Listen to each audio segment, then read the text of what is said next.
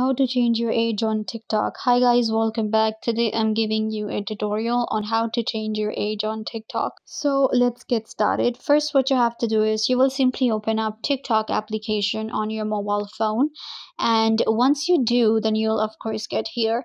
You might be changing your age because it says you're younger than 13, or maybe there is any other reason. For that, what you have to do is you'll just go to your profile right here, and in your profile you have to go to these three lines at the top right corner and then click on settings and privacy.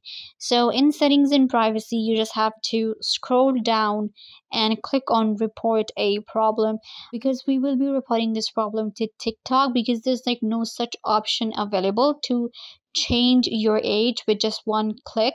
So but we can of course change it with TikTok's help.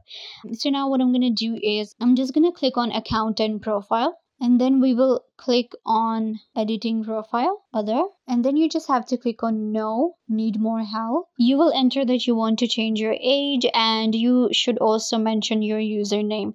Once you do, just click on report, and TikTok will get back to you in 24 hours and you will be able to change your age. I hope that I was a big help to you. Don't forget to give this video a big thumbs up, leave a comment down below, turn on bell notification and subscribe to the YouTube channel.